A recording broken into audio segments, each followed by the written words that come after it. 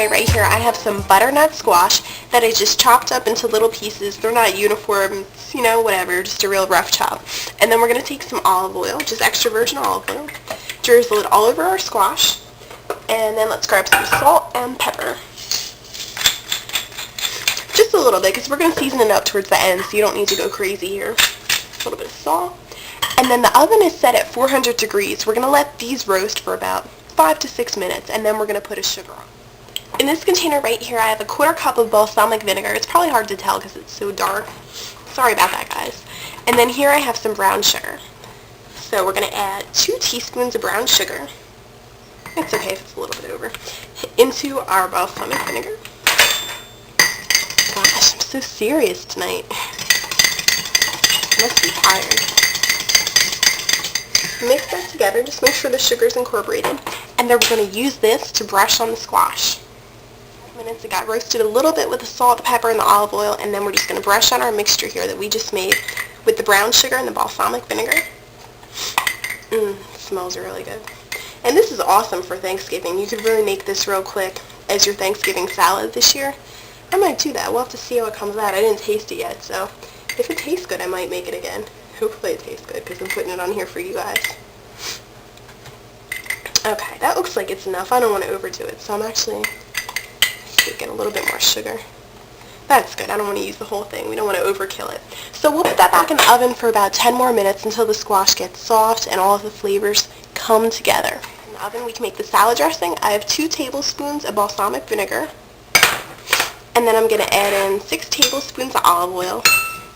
And just stir it while you do it so it emulsifies, so it doesn't just sit there in one big clump. And then 2 tablespoons of lemon juice. So just stir that guy up and then put it to the side. We're going to put this over the whole salad. On a plate I have some Belgian endive, and it looks really tiny, but it's not going to be the main part of the presentation, so it doesn't really matter. And then I have some butternut squash that we roasted. You guys saw me do that already. So we're going to top that off. Whoops. And then just do it real rustic. It doesn't have to be really fancy or anything. It doesn't matter. It's real rustic, easy salad. Let me get a little bit more. Whoops, this turned over. That's okay. Just use your hands and turn it back over. Okay, that looks like it's good enough. And then I'm going to use some apples. These are matchstick, whoa, as I drop them all over the place, matchstick sliced apples, which just means that they're really super thin. So cut them really thin just because it's better to eat that way. And then you can see the plate that I have here. I chopped up the apples, and then I have some chevre, I don't know how you pronounce it. Basically all it is just goat cheese with herbs on it. I might not pronounce it right, and I might sound like an idiot when I pronounce it, but I know what it is, and that's all that matters. So then we're going to top it off with a little bit of the goat cheese. And just use your fingers. I did a rough chop on it, but you can also use your fingers. And then this is a good appetizer too, so you don't have to just serve it as a salad to people at a dinner party as a single individual serving. The endive can be picked up as little cups, so definitely you could use it as an appetizer. Really awesome for the holidays. Thanksgiving, you know, everything that's coming up. I'm sure you're having lots of parties. So just put the cheese all over the place. Sorry for my voice, I'm still sick.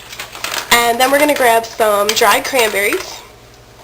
And just put those all over the plate. And see how that just brightens up the salad? It gives it that pow, and then it just adds a little bit of color, a little bit of excitement to that salad when it was just boring with the squash and the apples. And then we're going to have our balsamic vinaigrette that you guys saw me make earlier. And don't pour the whole thing over it because you don't want the whole thing to get really dark, because balsamic vinegar will turn the vegetables a dark color. So just take a spoon, drizzle it on all over the place. And you can even put some on the outside of the plate just to give it a little bit of extra presentation. And pow, there you go, it's finished. How easy was that? Hope you guys liked it, and let me know if you tried it out. Thanks.